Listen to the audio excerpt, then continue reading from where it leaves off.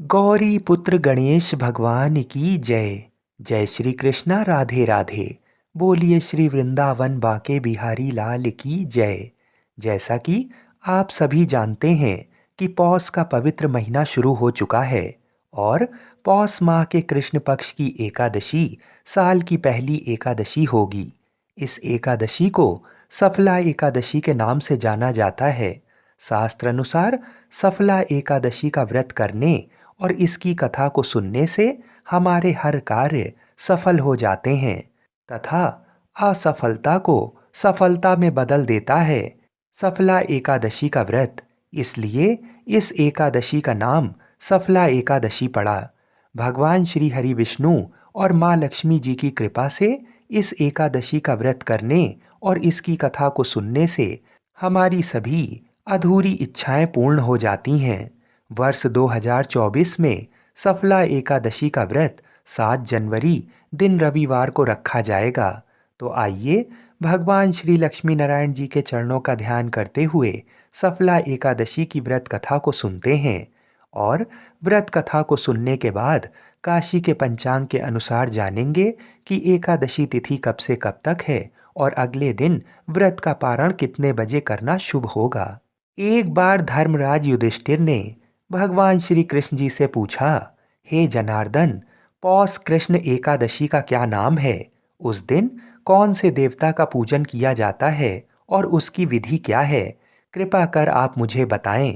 तब भक्त वत्सल भगवान श्री कृष्ण कहने लगे कि धर्मराज, मैं तुम्हारे स्नेह के कारण तुमसे कहता हूँ कि एकादशी व्रत के अतिरिक्त मैं अधिक से अधिक दक्षिणा पाने वाले यज्ञ से भी प्रसन्न नहीं होता हूँ। अतः इस व्रत को अत्यंत भक्ति और श्रद्धा से युक्त होकर करें।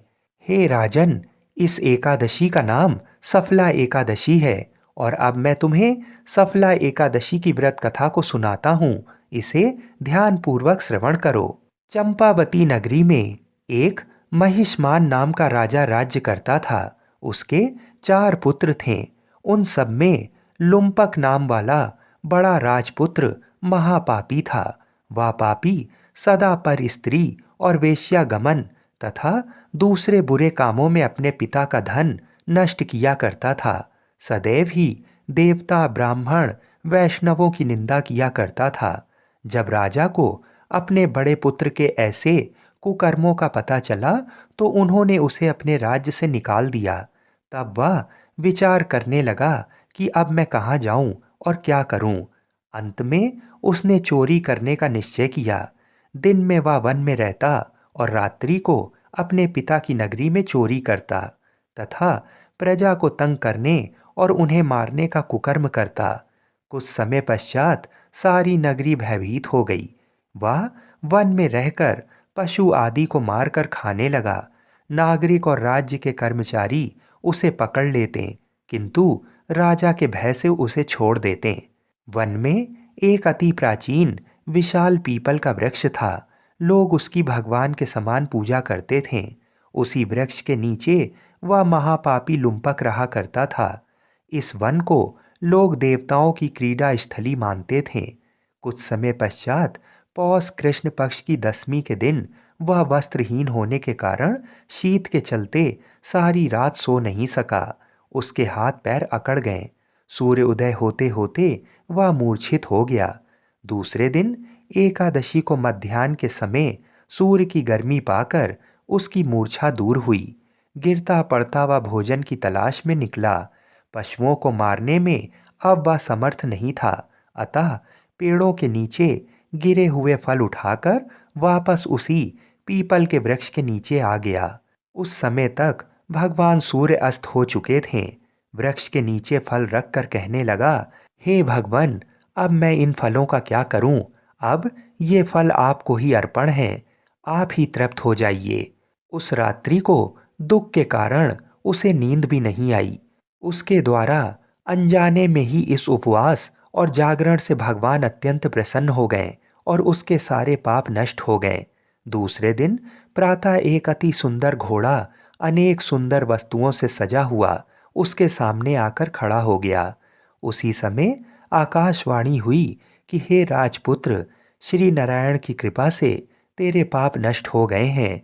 अब तू अपने पिता के नगर में जाकर राज प्राप्त कर। ऐसी वाणी सुनकर वह अत्यंत प्रसन्न हुआ और दिव्य वस्त्र धारण करके भगवान आपकी जय हो ऐसा कहकर अपने पिता के पास गया। उसके पिता ने प्रसन्न होकर उसे समस्त राज्य का भार सौंप दिया और वन की ओर चले गए। अब लुम्पक शास्त्र अनुसार राज्य करने लगा। उसके स्त्री पुत्र आदि सारा कुटुंब भगवान नारायण का परम भक्त हो गया।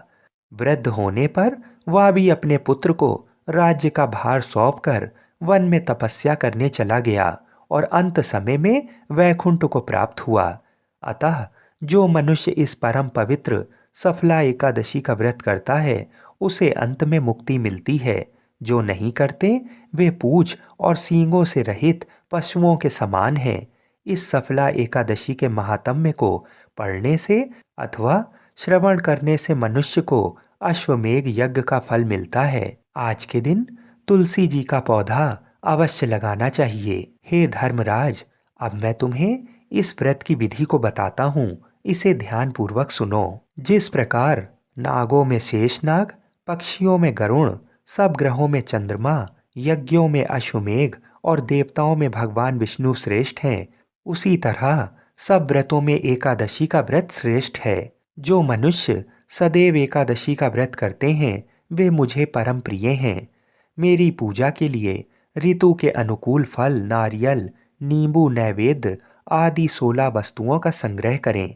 इस सामग्री से मेरी पूजा करने के बाद रात्रि जागरण करें।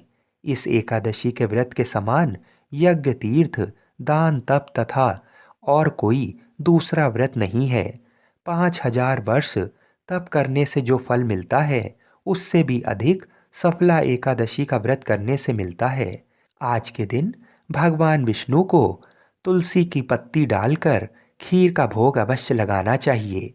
आज के दिन गाय बछड़े का पूजन अवश्य करें तथा भूल कर भी क्रोध नहीं करना चाहिए। जो मनुष्य सब विधि विधान से सफला एकादशी का व्रत रखता है उसकी सभी मनोकामनाएं पूर्ण हो जाती हैं। बोलिए श्री लक्ष्मी नारायण भगवान की जय। बोलिए श्री राधा कृष्ण भगवान की जय। आइए अब काशी के पंचांग के अनुसार जान लेते हैं कि एकादशी तिथि कब से कब तक है और अगले दिन व्रत का पारण कितने बजे करना शुभ होगा। एकादशी तिथि प्रारंभ होगी 7 जनवरी को मध्य रात्रि 12:41 से और एकादशी तिथि समाप्त होगी 8 जनवरी को मध्य रात्रि 12:46 पर। तो सूर्योदय के समय एकादशी तिथि 7 जनवरी को होने के कारण सफला एकादशी का व्रत 7 जनवरी को ही रखा जाएगा। अगले दिन 8 जनवरी को व्रत खोला जाएगा और व्रत खोलने का समय होगा सुबह 6:45 से लेकर सुबह 8:53 के मध्य में। तो आप सभी लोग बताए गए समय में ही एकादशी के व्रत का पारण करें। एकादशी के व्रत के पारण के दौरान तुलसी जी की पूजा करें एवं ब्राह्मण को दान दक्षिणा आदि देकर चरण स्पर्श करके आशीर्वाद लें। एकादशी के व्रत का पारण भगवान का प्रसाद खाकर ही करें और इस दिन आंवला खाना अत्यंत शुभ होता है। साथ ही गाय और बछड़े की पूजा भी अवश्य करें। आज के दिन भगवान विष्णु के किन्हीं भी अवतारों की एक कथा को सुनना बड़ा ही शुभ माना जाता है। तो आज मैं आपको सुना रहा हूँ भगवान श्री तिरुपति बालाजी की बड़ी ही सुंदर कथा। तो इस कथा को बड़ी ही श्रद्धा और प्रसन्न चित्त मन से सुनिएगा। बोलिए श्री लक्ष्मी नारायण भगवान की जय। तिरुपति बालाजी मंदिर भारत का एक प्रसिद्ध मंदिर है और इस मंदिर में भगवान विष्णु जी के एक अवतार स्वामी वेंकटेश्वर जी विराजमान हैं। इसी वजह से मंदिर को प्रसिद्ध रूप से स्वामी वेंकटेश्वर मंदिर के नाम से भी जाना जाता है। भगवान वेंकटेश्वर को विष्णु जी का एकमात्र उस रूप से जाना जाता है जिन्होंने कलयुग के कष्टों से लोगों को बचाने के लिए अवतार लिया है। एक बार समस्त देवताओं ने मिलकर एक यज्ञ करने का निश्चय किया। यज्ञ की तैयारी पूर्ण हो गई। तभी वेद ने एक प्रश्न किया तो एक व्यवहारिक समस्या आ खड़ी हुई। ऋषि मुनियों द्वारा किए जाने वाले यज्ञ की हविष तो देवगण ग्रहण करते थे, लेकिन देवों द्वारा किए गए यज्ञ की पहली आहुति किसकी होगी, यानी सर्वश्रेष्ठ देव का निर्धारण जरूरी था, जो फिर अन्य सभी देवों को यज्ञ भाग प्रदान करे। ब्रह्मा, विष्णु, महेश परमात्मा थे। इनमें से श्रेष्ठ कौन है, इसका निर्णय आखिर हो तो कैसे? भृगु जी ने इसका दायित्व संभाला। वह देवों की परीक्षा लेने चले। ऋषियों से विदा लेकर वह सर्वप्रथम अपने पिता ब्रह्मदेव के पास पहुंचे। ब्रह्मा जी की परीक्षा लेने के लिए भृगु ने उन्हें प्रणाम नहीं किया। इससे ब्रह्मा जी अत्यंत कुपित हुए और उन्हें शिष्टता सिखाने का प्रयत्न किया। भृगु को गर्व था कि वह तो परीक्षक हैं, परीक्षा लेने आए हैं, पिता पुत्र का आज क्या रिश्ता। भृगु ने ब्रह्मदेव से अशिष्टता कर दी। ब्रह्मा जी का क्रोध बढ़ गया और अपने कमंडल लेकर पुत्र को मारने भागे। भृगु किसी तरह वहां से जान बचाकर भाग चले आए। इसके बाद वह शिव जी के लोक कैलाश गए। भृगु ने फिर से धृष्टता की। बिना कोई सूचना का शिष्टाचार दिखाए या शिव गणों से आज्ञा लिए सीधे वहां पहुंच गए जहां शिव जी माता पार्वती के साथ विश्राम कर रहे थे। आए तो आए, साथ ही अशिष्टता का आचरण भी किया। शिव जी शांत रहे, पर भृगु ना समझे। शिव जी को क्रोध आया तो उन्होंने अपना त्रिशूल उठाया। भृगु वहां से भी भागे। अंत में वह भगवान विष्णु के पास क्षीर सागर पहुंचे। श्री हरि शेष सैया पर लेटे निद्रा में थे और देवी लक्ष्मी उनके चरण दबा रही थीं। महर्षि भृगु 2 स्थानों से अपमानित करके भगाए गए थे। उनका मन बहुत दुखी था। विष्णु जी को सोता देख उन्हें न जाने क्या हो गया और उन्होंने विष्णु जी को जगाने के लिए उनकी छाती पर एक लात जमा दी। विष्णु जी जाग उठे और भृगु से बोले, मेरी छाती वज्र के समान कठोर है, आपका शरीर तप के कारण दुर्बल, कहीं आपके पैर में चोट तो नहीं आई? आपने मुझे सावधान करके कृपा की है, आपका चरण चिन्ह मेरे वक्ष पर सदा अंकित रहेगा। भृगु को बड़ा आश्चर्य हुआ। उन्होंने तो भगवान की परीक्षा लेने के लिए ये अपराध किया था, परंतु भगवान तो दंड देने के बदले मुस्कुरा रहे थे। उन्होंने निश्चय किया कि श्री हरि सी विनम्रता किसी में नहीं। वास्तव में विष्णु जी ही सबसे बड़े देवता हैं। भृगु जी ने लौटकर सभी ऋषियों को पूरी घटना सुनाई। सभी ने एक मत से यह निश्चय किया कि भगवान विष्णु को ही यज्ञ का प्रधान देवता समझकर मुख्य भाग दिया जाएगा। लक्ष्मी जी ने भृगु को अपने पति की छाती पर लात मारते देखा तो उन्हें बड़ा क्रोध आया, परंतु उन्हें इस बात पर क्षोभ भी था कि श्री हरि ने उद्दंड को दंड देने के स्थान पर उसके चरण पकड़ लिए और उल्टे क्षमा मांगने लगे। क्रोध से तमतमाई महालक्ष्मी को लगा कि वह जिस पति को संसार का सबसे शक्तिशाली समझती हैं वह तो निर्बल है। ये धर्म की रक्षा करने के लिए अधर्मियों एवं दुष्टों का नाश कैसे करते होंगे। महालक्ष्मी ग्लानि से भर गईं और मन श्री हरि से उचट गया। उन्होंने श्री हरि और बैकुंठ लोग दोनों के त्याग का निश्चय कर लिया। स्त्री का स्वाभिमान उसके स्वामी के साथ बंधा होता है। उनके समक्ष कोई स्वामी पर प्रहार कर गया और स्वामी ने प्रतिकार भी ना किया, ये बात मन में कौंधती रही। यह स्थान वास के योग्य नहीं, पर त्याग कैसे करें? श्री हरि से ओझल होकर रहना कैसे होगा? वह उचित समय की प्रतीक्षा करने लगी। श्री हरि ने हिरण्याक्ष के कोप से मुक्ति दिलाने के लिए वराह अवतार लिया और दुष्टों का संहार करने लगे। महालक्ष्मी के लिए यह समय उचित लगा। उन्होंने बैकुंठ का त्याग कर दिया और पृथ्वी पर एक वन में तपस्या करने लगीं। श्री हरि और बैकुंठ का त्याग कर महालक्ष्मी पृथ्वी पर एक वन में तपस्या करने लगीं। तप करते करते उन्होंने अपना शरीर छोड़ दिया। विष्णु जी वराह अवतार का अपना कार्य पूर्ण कर वैकुंठ लौटे तो महालक्ष्मी नहीं मिलीं। वह उन्हें खोजने लगे। श्री हरि ने उन्हें तीनों लोकों में खोजा, किंतु तप करके माता लक्ष्मी ने भ्रमित करने की अनुपम शक्ति प्राप्त कर ली थी। उसी शक्ति से उन्होंने श्री हरि को भ्रमित रखा। आखिर श्री हरि को पता लग ही गया, लेकिन तब तक वह शरीर छोड़ चुकी थीं। दिव्य दृष्टि से उन्होंने देखा कि लक्ष्मी जी ने चोल राज के घर में जन्म लिया है। श्री हरि ने सोचा कि उनकी पत्नी ने उनका त्याग सामर्थ्यहीन समझने के भ्रम में किया है, इसलिए वह उन्हें पुनः प्राप्त करने के लिए अलौकिक शक्तियों का प्रयोग नहीं करेंगे। महालक्ष्मी ने मानव रूप धरा है, तो अपनी प्रिय पत्नी को प्राप्त करने के लिए वह भी साधारण मानवों के समान व्यवहार करेंगे और महालक्ष्मी जी का हृदय और विश्वास जीतेंगे। भगवान ने श्रीनिवास का रूप धरा और पृथ्वी लोक पर चोल नरेश के राज में निवास करते हुए महालक्ष्मी से मिलन के लिए उचित अवसर की प्रतीक्षा करने लगे। राजा आकाश राज निसंतान थे। उन्होंने सुखदेव जी की आज्ञा से संतान प्राप्ति यज्ञ किया। यज्ञ के बाद यज्ञशाला में राजा को हल जोतने को कहा गया। राजा ने हल जोता तो हल का फल किसी वस्तु से टकराया। राजा ने उस स्थान को खोदा तो एक पेटी के अंदर सहस्त्र दल कमल पर एक कन्या विराज रही थी। वह महालक्ष्मी जी थीं। राजा के मन की मुराद पूरी हो गई थी। चूंकि कन्या कमल के फूल में मिली थीं, इसलिए उनका नाम रखा गया पद्मावती। पद्मावती नाम के अनुरूप ही रूपवती और गुणवती थीं। साक्षात लक्ष्मी जी का अवतार पद्मावती विवाह के योग्य हुई। एक दिन वह बाग में फूल चुन रही थीं। उस वन में बालाजी यानी कि श्रीनिवास जी आखेट के लिए आए थे। उन्होंने देखा कि एक हाथी एक युवती के पीछे पड़ा है और डरा रहा है।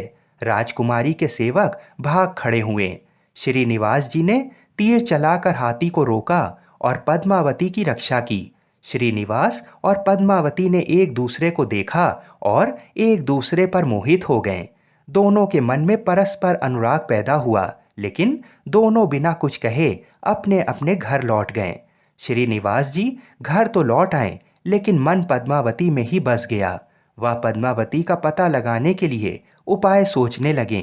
उन्होंने ज्योतिषी का रूप धरा और भविष्य वाचने के बहाने पद्मावती को ढूंढने निकले। धीरे धीरे ज्योतिषी श्रीनिवास की ख्याति पूरे चोल राज में फैल गई। पद्मावती के मन में भी श्रीनिवास के लिए प्रेम हुआ था। वह उनसे मिलने को व्याकुल थीं, किंतु कोई पता ठिकाना न होने के कारण उनका मन चिंतित था। इस चिंता और प्रेम विरह में उन्होंने भोजन श्रृंगार आदि का त्याग कर दिया। इसके कारण उनका शरीर कृशकाय होता चला गया। राजा से पुत्री की ये दशा देखी नहीं जा रही थी। वह चिंतित थे। ज्योतिषी की प्रसिद्धि की सूचना राजा को भी हुई। राजा ने ज्योतिषी श्रीनिवास को बुलाया और सारी बात बताकर अपनी कन्या की दशा का कारण बताने को कहा। श्रीनिवास राजकुमारी का हाल समझने पहुँचे तो पद्मावती को देखकर प्रसन्न हो गए। उनका उपक्रम सफल रहा था। उन्होंने पद्मावती का हाथ अपने हाथ में लिया। कुछ देर तक पढ़ने का स्वांग करने के बाद बोले, महाराज, आपकी पुत्री प्रेम के विरह में जल रही है। आप इनका शीघ्र विवाह कर दें तो स्वस्थ हो जाएंगी। पद्मावती ने अब श्रीनिवास की ओर देखा। देखते ही पहचान लिया। उनके मुख पर प्रसन्नता के भाव आए और वह हंसी। काफी दिनों बाद पुत्री को प्रसन्न देख राजा को लगा कि ज्योतिषी का अनुमान बिल्कुल सही है। राजा ने श्रीनिवास जी से पूछा, ज्योतिषी महाराज, यदि आपको ये पता है कि मेरी पुत्री प्रेम के विरह में पीड़ित है, तो आपको ये भी सूचना होगी कि मेरी पुत्री को किससे प्रेम है। उसका विवाह करने को मैं तैयार हूँ। आप उसका परिचय दें। श्रीनिवास जी ने कहा, आपकी पुत्री एक दिन वन में फूल चुनने गई थी। एक हाथी ने उन पर हमला किया तो आपके सैनिक और दासियां भाग खड़ी हुईं। राजकुमारी के प्राण एक धनुर्धर ने बचाए थे। राजा ने कहा, हाँ, मेरे सैनिकों ने बताया था कि एक दिन ऐसी घटना हुई थी। एक वीर पुरुष ने उसके प्राण बचाए थे, लेकिन मेरी पुत्री के प्रेम से उस घटना का क्या तात्पर्य।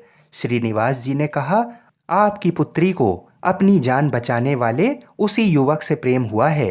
राजा के पूछने पर श्रीनिवास ने कहा, वह कोई साधारण युवक नहीं है, बल्कि शंख चक्रधारी स्वयं भगवान विष्णु हैं। इस समय वैकुंठ को छोड़कर मानव रूप में श्रीनिवास के नाम से पृथ्वी पर वास कर रहे हैं। आप पुत्री का विवाह उनसे करें। मैं इसकी सारी व्यवस्था करा दूंगा। ये बात सुनकर राजा प्रसन्न हो गए कि स्वयं भगवान विष्णु उनके जमाई बनेंगे। श्रीनिवास और पद्मावती जी का विवाह तय हो गया। श्रीनिवास रूप में श्री हरि ने सुखदेव के माध्यम से समस्त देवी देवताओं को अपने विवाह की सूचना भिजवा दी। सुखदेव की सूचना से सभी देवी देवता अत्यंत प्रसन्न हुए। देवी देवता श्रीनिवास जी से मिलने और बधाई देने पृथ्वी पर पहुंचे, परंतु श्रीनिवास जी को खुशी के बीच एक चिंता भी होने लगी। देवताओं ने पूछा, भगवान, संसार की चिंता हरने वाले आप इस उत्सव के मौके पर इतने चिंतातुर क्यों हैं? तब श्रीनिवास जी ने कहा, चिंता की बात है, धन का अभाव। महालक्ष्मी ने मुझे त्याग दिया है, इस कारण धनहीन हो चुका हूँ। स्वयं महालक्ष्मी ने तब से शरीर त्याग मानव रूप लिया है और पिछली स्मृतियों को गुप्त कर लिया है। इस कारण उन्हें ये सूचना नहीं है कि वह महालक्ष्मी का ही स्वरूप हैं। वह तो स्वयं को राजकुमारी पद्मावती ही मानती हैं। मैंने निर्णय किया है कि जब तक उनका प्रेम पुनः प्राप्त नहीं करता, अपनी माया का उन्हें आभास नहीं कराऊंगा। इस कारण मैं एक साधारण मनुष्य का जीवन व्यतीत कर रहा हूँ। राजा की पुत्री से शादी करने और घर बसाने के लिए धन, वैभव और ऐश्वर्य की जरूरत है, वह मैं कहाँ से लाऊं? स्वयं नारायण को धन की कमी सताने लगी। मानव रूप में आए प्रभु को भी विवाह के लिए धन की आवश्यकता हुई। यही तो ईश्वर की लीला है। जिस रूप में रहते हैं उस योनि के जीवों के सभी कष्ट सहते हैं। श्री हरि विवाह के लिए धन का प्रबंध कैसे हो, इस बात से चिंतित हैं। देवताओं ने जब ये सुना तो उन्हें आश्चर्य हुआ। देवताओं ने कहा, कुबेर आवश्यकता के बराबर धन की व्यवस्था कर देंगे। देवताओं ने कुबेर का आवाहन किया तो कुबेर जी प्रकट हुए। कुबेर ने कहा, ये तो मेरे लिए प्रसन्नता की बात है कि आपके लिए मैं कुछ कर सकूं। प्रभु, आपके लिए धन का तत्काल प्रबंध करता हूँ। कुबेर का कोष आपकी कृपा से ही रक्षित है।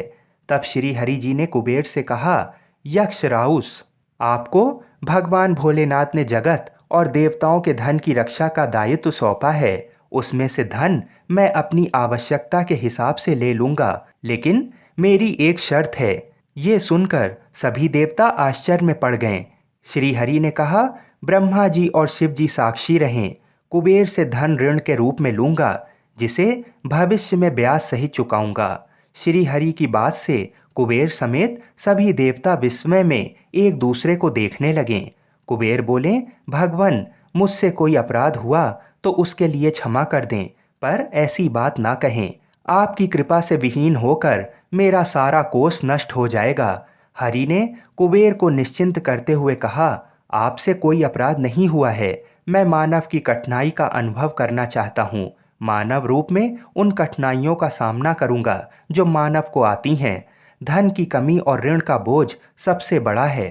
कुबेर ने कहा, प्रभु, यदि आप मानव की तरह ऋण पर धन लेने की बात कर रहे हैं तो फिर आपको मानव की तरह ये भी बताना होगा कि ऋण चुकाएंगे कैसे। मानव को ऋण प्राप्त करने के लिए कई शर्तें झेलने पड़ती हैं। श्रीनिवास जी ने कहा, कुबेर, ये ऋण मैं नहीं, मेरे भक्त चुकाएंगे, लेकिन मैं उनसे भी कोई उपकार नहीं लूंगा। मैं अपनी कृपा से उन्हें धनवान बनाऊंगा। कलयुग में पृथ्वी पर मेरी पूजा धन, ऐश्वर्य और वैभव से परिपूर्ण देवता के रूप में होगी। मेरे भक्त मुझसे धन, वैभव और ऐश्वर्य की मांग करने आएंगे। मेरी कृपा से उन्हें ये प्राप्त होगा। बदले में भक्तों से मैं दान प्राप्त करूंगा, जो चढ़ावे के रूप में होगा। मैं इस तरह आपका ऋण चुकाता रहूंगा। कुबेर जी ने कहा, भगवान, कलयुग में मानव जाति धन के विषय में बहुत विश्वास के योग्य नहीं रहेगी। उन पर आवश्यकता से अधिक विश्वास करना क्या उचित होगा? तब श्रीनिवास जी बोले, शरीर त्यागने के बाद तिरुपति के तिरुमला पर्वत पर बालाजी के नाम से लोग मेरी पूजा करेंगे। मेरे भक्तों की अटूट श्रद्धा होगी। वह मेरे आशीर्वाद से प्राप्त धन में मेरा हिस्सा रखेंगे। इस रिश्ते में ना कोई दाता है और ना कोई याचक। हे कुबेर, कलयुग के आखिरी तक भगवान बालाजी धन, ऐश्वर्य और वैभव के देवता बने रहेंगे। मैं अपने भक्तों को धन से परिपूर्ण करूंगा तो मेरे भक्त दान से न केवल मेरे प्रति अपना ऋण उतारेंगे, बल्कि मेरा ऋण उतारने में भी मदद करेंगे। इस तरह कलयुग की समाप्ति के बाद मैं आपका मूल धन लौटा दूंगा। कुबेर जी ने श्री हरि द्वारा भक्त और भगवान के बीच एक ऐसे रिश्ते की बात सुनकर उन्हें प्रणाम किया और धन का प्रबंध कर दिया। भगवान श्रीनिवास जी और कुबेर के बीच हुए समझौते के साक्षी स्वयं ब्रह्मा और शिव जी हैं। दोनों वृक्ष रूप में साक्षी बन गए। आज भी पुष्करिणी के किनारे ब्रह्मा और शिव जी बरगद के पेड़ के रूप में साक्षी बनकर खड़े हैं। ऐसा कहा जाता है कि निर्माण कार्य के लिए स्थान बनाने के लिए इन दोनों पेड़ों को जब काटा जाने लगा तो इनमें से खून की धारा फूट पड़ी। पेड़ काटना बंद करके उसकी देवता की तरह पूजा होने लगी। श्रीनिवास जी और पद्मावती जी की शादी पूरे धूमधाम से हुई, जिसमें सभी देवगण पधारे। भक्त मंदिर में दान देकर भगवान पर चढ़ा ऋण उतार रहे हैं, जो कलयुग के अंत तक जारी रहेगा। बोलिए श्री लक्ष्मी नारायण भगवान की जय। बोलिए श्री तिरुपति बालाजी की जय। बोलिए श्री तुलसी शालिग्राम जी की जय। बोलिए श्री श्रीनिवास जी और पद्मावती माता की जय। जय श्री राधे कृष्ण।